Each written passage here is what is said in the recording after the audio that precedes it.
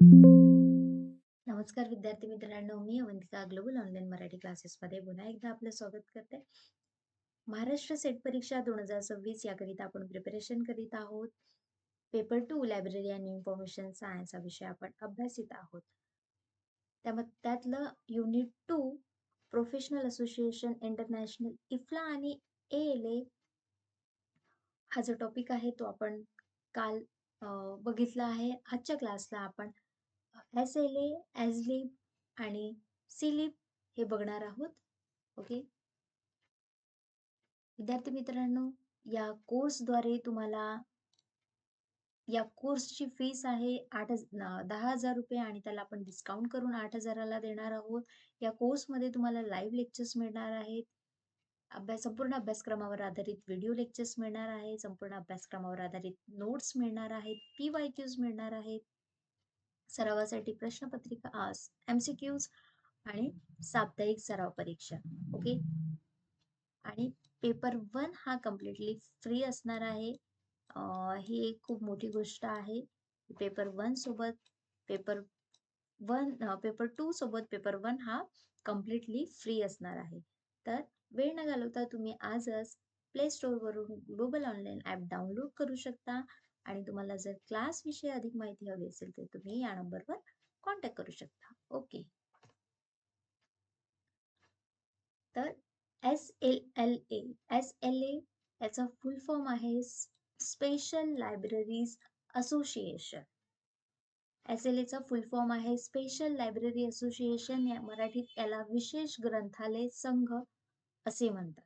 Okay तर SLA was founded in 1909 मध्ये हा SLA फाउंड करण्यात आला. SLA ची स्थापना करण्यात आली.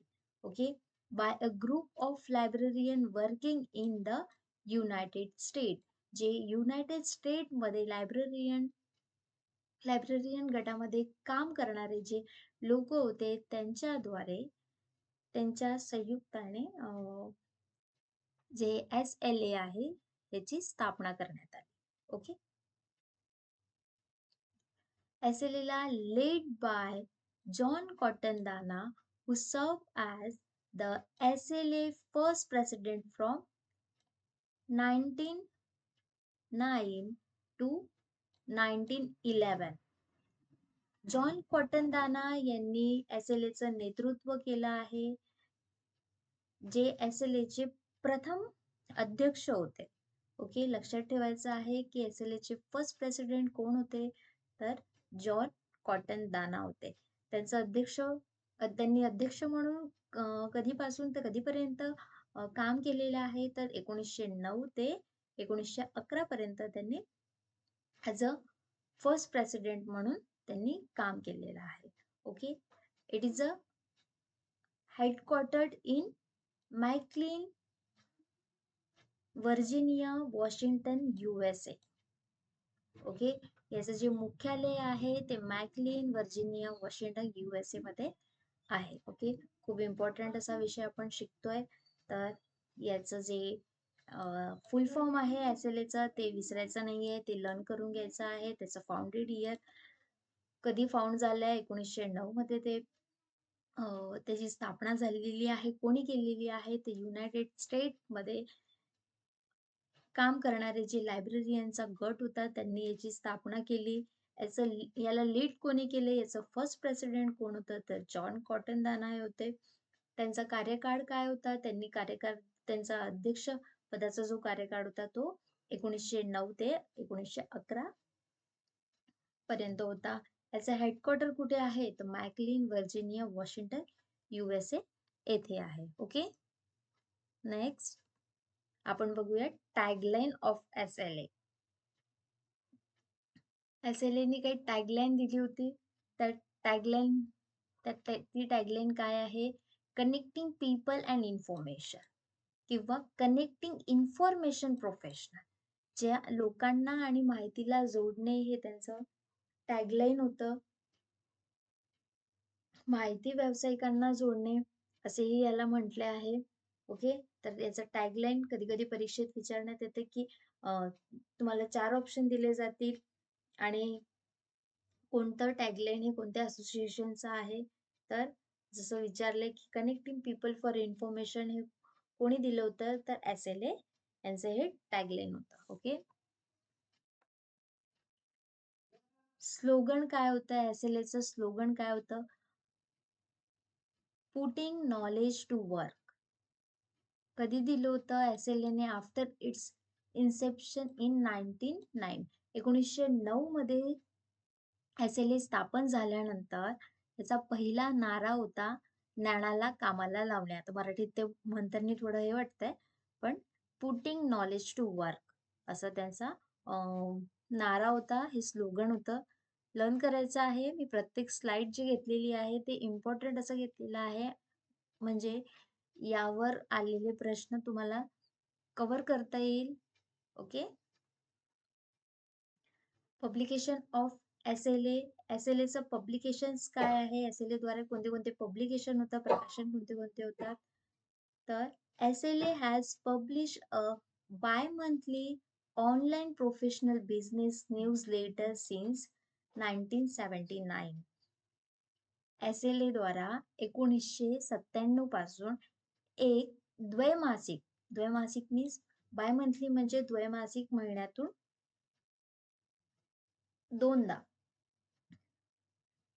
महिन्यातून दोनदा हे मासिक ऑनलाईन व्यावसायिक किंवा व्यवसाय वृत्तपत्र ते प्रकाशित होत होतं. ओके, प्रकाशित करत आहेत. ओके, दुसरा आहे SLA publishes information outlook formally special libraries bimonthly, हे सुद्धा बाय मंथली आहे. Online professional trade magazine since 1977, 1977 पासून त्यांनी माहिती आउटलुक, इन्फॉर्मेशन आउटलुक हे स्पेशल कशासाठी, फॉर्मली हे स्पेशल लायब्ररीसाठी त्यांनी हे बाय मंथली मॅगझिन आहे ते त्यांनी प्रकाशित केलेली आहे 1997 पासून. ओके, लक्षात ठेवायचं आहे. अवॉर्ड बाय SLA द्वारा, स्पेशल लायब्ररीज असोसिएशन द्वारा कोणकोणते पुरस्कार देण्यात येतात? ओके, ते बघणार आहोत. तर जॉन कॉटन दाना अवॉर्ड आहे.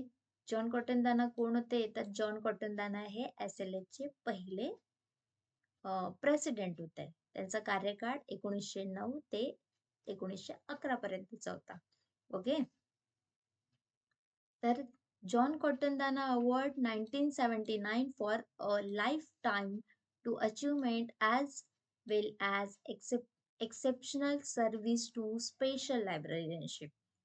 जॉन कॉटन दाना हा पुरस्कार 1979 मध्ये जीवनभर कामगिरी तसेच विशेष ग्रंथालय पदासाठी असाधारण सेवेसाठी हा जो पुरस्कार आहे तो देण्यात येतो. Lifetime to achievement.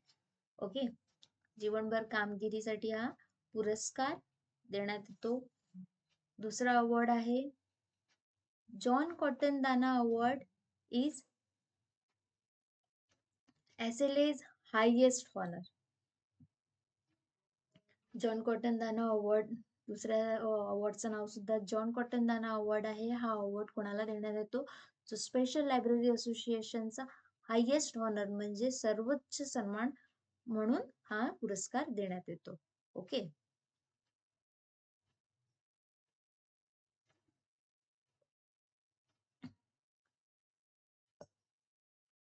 SLA ची कॉन्फरन्स जे 2025 मध्ये झालेली आहे ते बघतो आपण.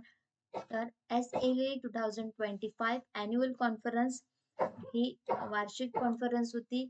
त्या कॉन्फरन्सचा थीम काय होतं? क्रिएटिव्ह ट्रान्सफॉर्मेशन, क्रिएटिव्ह ट्रान्सफॉर्मेशन, यालाच मराठीत सर्जनशील परिवर्तन, अशी त्या कॉन्फरन्सची थीम होती, जी जून 7 ते 10 पर्यंत होती. 2025 मध्ये त्यांनी घेतली. 7 जून ते 10 जून या 4 दिवसीय अशी ही अॅन्युअल कॉन्फरन्स होती, जी 2025 मध्ये घेण्यात आलेली आहे. कुठे घेण्यात आली आहे? तर university of Pittsburgh, Pittsburgh, Pennsylvania USA मध्येच. ओके, हे सुद्धा लक्षात ठेवायचं आहे. याची कधी डेट लक्षात ठेवायची आहे. 7 जून ते 10 जून पर्यंत ही कॉन्फरन्स घेण्यात आली आहे 2025 मध्ये. कुठे घेण्यात आली आहे? US ला घेण्यात आली आहे, युनिव्हर्सिटी ऑफ पिट्सबर्ग. आणि त्या कॉन्फरन्सचं थीम होतं क्रिएटिव्ह ट्रान्सफॉर्मेशन, सर्जनशील परिवर्तन, असं त्या कॉन्फरन्सचं थीम होतं. ओके, नेक्स्ट आहे आपला ॲझलिब. ॲझलिबचा फुल फॉर्म आहे association for information management. Okay, तसं इथे जर बघितलं तर फक्त ए मॅच होतो इथे. बाकी SLIB इथे कुठेच मॅच होत नाहीये. ठीक आहे, आय म्हणता येईल याला, आय मॅच होतोय. तर याची एक गंमत आहे, ती सुद्धा आपण पुढे जाणणार आहोत. Okay, Aslib is related to special library. Aslib हे विशेष ग्रंथालयाशी संबंधित आहे. याचं इस्टॅब्लिश कधी झालं होतं? 1924 ला झालेलं आहे. 1924 मध्ये ॲझलिबची स्थापना करण्यात आली. याचं हेडक्वार्टर कुठे आहे? लंडन, UK इथे आहे. ओके, ॲझलिबचा full form association for information management. Okay, started as the Association of Special Libraries and Information Bureaus in 1924. 1924 मध्ये जे ॲझलिब होतं त्याचं नाव काय होतं? Association of special library and information bureau. Okay, बघा आता ॲझलिब जर आपण बघितलं, A for association, S for special, L for libraries, I for information and B for bureau. आता ते मॅच होते, बरोबर. स्टार्टिंगचं नाव त्याचं association for special library and information bureau होतं. Becoming a leading force in information science in the UK. UK मध्ये माहिती विज्ञानाला एक अग्रगण्य शक्ती ही बनली होती. याचं नेम कधी चेंज करण्यात आलं आहे? तर 1983 मध्ये याचं रिनेम करण्यात आलेलं आहे. आणि Aslib association for special library and information bureau हे नाव बदलवून त्याचं नाव जे आहे असोसिएशन फॉर इन्फॉर्मेशन मॅनेजमेंट हे ठेवण्यात आलेलं आहे. कधी ठेवण्यात आलेलं आहे? तर 1983 मध्ये. ओके, लक्षात ठेवायचं आहे ॲझलिबचे जे इस्टॅब्लिशमेंट आहे ते 1924 आहे. त्याचं रिनेम कधी करण्यात आलेलं आहे? तर 1983 ला करण्यात आलं आहे.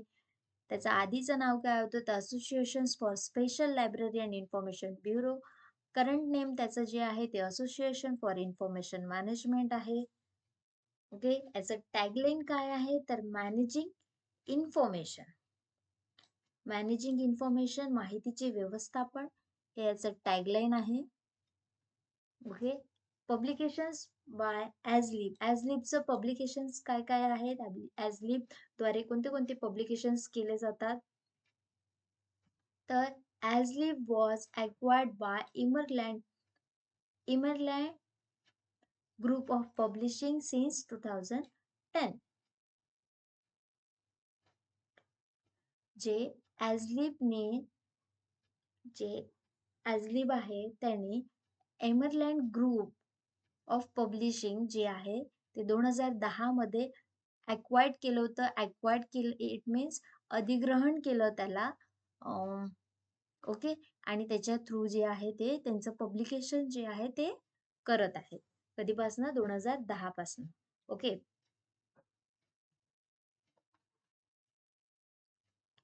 Emerald. Okay, Aslib journal of information management.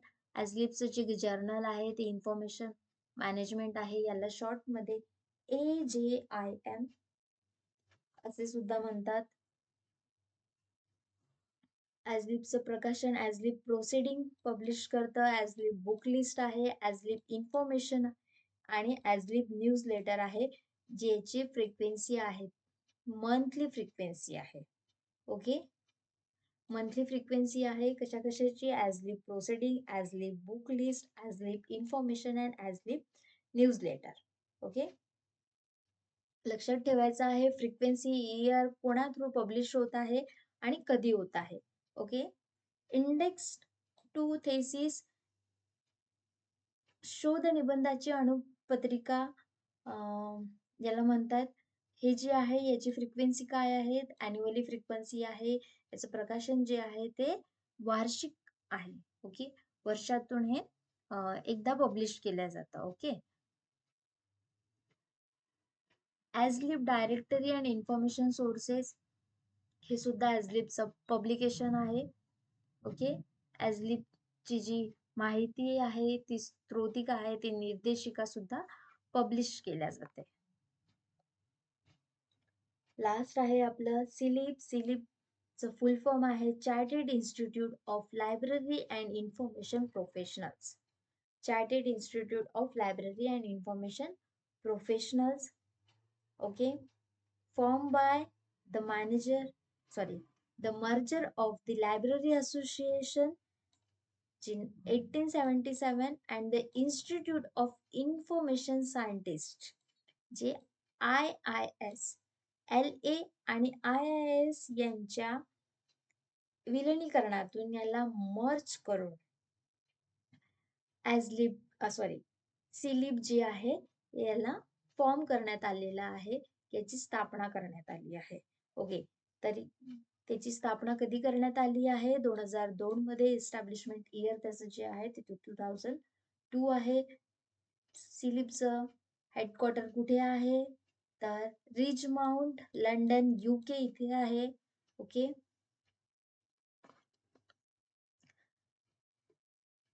सिलिपचं first president कोण होतं, तर डेव्हिड स्टेवार्ड होते. प्रेझेंट प्रेसिडेंट कोण आहे, कॅरियल अलार्डिस हे आहे.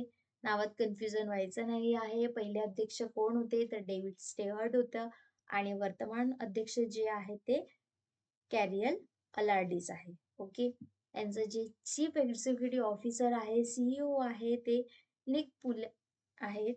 ओके, वर्तमानमध्ये जे कार्यरत आहे ॲज अ CEO म्हणून निक पुल आहेत. यावर पण क्वेश्चन विचारण्यात येतो, त्याला लाईटली घेऊ नका. ओके, सिलिपचं ऑब्जेक्टिव्ह काय होते, उद्देश काय होते सिलिपचे, तर promote library information and knowledge profession, जे ग्रंथालय, माहिती आणि ज्ञान या व्यवसायांना प्रोत्साहन देणे, असं सिलिपचं पहिलं ऑब्जेक्टिव्ह आहे. ओके, त्यांचा उद्देश होता की लायब्ररी, माहिती आणि ज्ञान जे आहे आमच्या व्यवसायांना प्रोत्साहन देणे. Okay, maintain professional standards and ethics, जे मानके आहे, जे स्टँडर्ड्स आहे आणि जे नैतिक मूल्य आहे त्याला राखणे. त्याचं राखणे इट मीन्स मेंटेन करणे, है ना. Support education, training and research, जे शिक्षण आहे, प्रशिक्षण आहे आणि संशोधनाला पाठिंबा देणे, सपोर्ट करणे. लास्ट आहे advocate of libraries and information services, जे ग्रंथालय आणि माहिती सेवांसाठी वकिली करणे. ओके, जर यांच्यावर काही ऑब्जेक्शन येत आहे तर त्याची वकिली करणे, इट मीन्स ते रिसॉल्व करणे. ओके, पब्लिकेशन बाय सिलिपद्वारे कोणते कोणते प्रकाशन्स होतात, तर पहिला आहे सिलिप मॅगझिन. सिलिप मॅगझिन जी आहे ती मंथली पब्लिश होत आहे. ओके, मासिक आहे, प्रत्येक महिन्याला ती पब्लिश होत आहे. ओके, दुसरा आहे journal of information literacy, information professional, पूर्वीचे प्रकाशन होते हे. Professional reports, guideline and policy document, जे सिलिपचं मार्गदर्शक तत्वे आहे, जे गाईडलाईन्स आहेत त्यांच्या, जे प्रोफेशनल रिपोर्ट्स आहे, अहवाल आहे, किंवा जे काही त्यांचे दस्तऐवज आहे, पॉलिसीचे जे काही डॉक्युमेंट्स आहे, धोरणाचे जे दस्तऐवज आहे, ते सुद्धा ते पब्लिकेशन पब्लिश करतात. ओके. सिलिपचे काही कॉन्फरन्सेस आणि इव्हेंट सांगितले आहेत. LILAC, लिलॅक आपण याला म्हणू, लायब्ररियन्स इन्फॉर्मेशन लिटरसी अॅन्युअल कॉन्फरन्स. बघा यांनी पूर्ण फुल फॉर्म सांगितला आहे इथे लिलॅकचा, LILAC. बघा कधी कधी ना असे वर्ड्स तुम्हाला तुमच्या स्ट्रॅटेजीनुसार तुम्हाला लक्षात राहील असं त्याला लर्न करावं लागेल, म्हणून मी एक एक्झाम्पल म्हणून याला लिलॅक म्हटलेलं आहे. जर कॉन्फरन्स किंवा इव्हेंट जर विचारलाय कुठले झाली होती, कशी झाली होती, तर मी लिलॅक म्हटल्याबरोबर माझ्या डोक्यात क्लिक होणार की ही जी कॉन्फरन्स आहे ती अॅन्युअल कॉन्फरन्स आहे library information literacy. Okay, simple आहे लर्न करायला. तो L for librarians, I for information, L for literacy, A means annual and C for conference. Okay. तो लायब्ररियन इन्फॉर्मेशन लिटरसी अॅन्युअल अशी कॉन्फरन्स आहे. Annual conference सिलिपद्वारे घेण्यात येते. ग्रंथपालाची माहिती साक्षरता वार्षिक परिषद याला मराठीत म्हटलेलं आहे. CPD वर्कशॉप, सेमिनार आणि वेबिनार्स. जे CPD कार्यशाळा, परिसंवाद, जे तुमचं वर्कशॉप आहे, सेमिनार आहे आणि वेबिनार सुद्धा सिलिपद्वारे घेण्यात आलेले आहे. ओके. काही अवॉर्ड्स दिल्या जात आहेत सिलिपद्वारे. तर पहिला अवॉर्ड आहे CILIP KCG children book award. Okay, children book award सिलिपद्वारे देण्यात येत आहे. बघा लर्न करायचे आहेत हे सगळे अवॉर्ड्स, कारण की परीक्षेत हे यावर क्वेश्चन आलेले आहेत आणि विचारण्यात येतात. Okay. Aspire award, honorary fellowship award, मानद फेलोशिप अवॉर्ड याला असं म्हटलं आहे. Mentor of the year award म्हणजे वर्षातील सर्वोत्तम मार्गदर्शक पुरस्कार अवॉर्ड सुद्धा यांच्याकडनं देण्यात येतो. इयरली हे अवॉर्ड देत आहेत बेस्ट मेंटॉर म्हणून. Okay. Welsh library team for team of the year award, Welsh library team of the year पुरस्कार सुद्धा यांच्याकडनं देण्यात येत आहे. तर अवॉर्ड सुद्धा लक्षात ठेवायचे आहे तुम्हाला. जसं चिल्ड्रन झालंय, कीवर्ड नुसार तुम्ही लक्षात ठेवू शकता की सिलिपद्वारे चिल्ड्रनला अवॉर्ड देण्यात येतो. एस्पायर, ऑनरी फेलोशिप पण तुम्ही लक्षात ठेवू शकता. मेंटॉर, मेंटॉर म्हणून पण लक्षात ठेवलं, जे इयरली अवॉर्ड आहेत. ओके. आणि वेल्श लायब्ररी टीम, असं तुम्हाला ज्या कीवर्ड वरून तुम्हाला लक्षात ठेवता येईल तुम्ही त्या पद्धतीने हे अवॉर्ड लक्षात ठेवू शकता. ओके.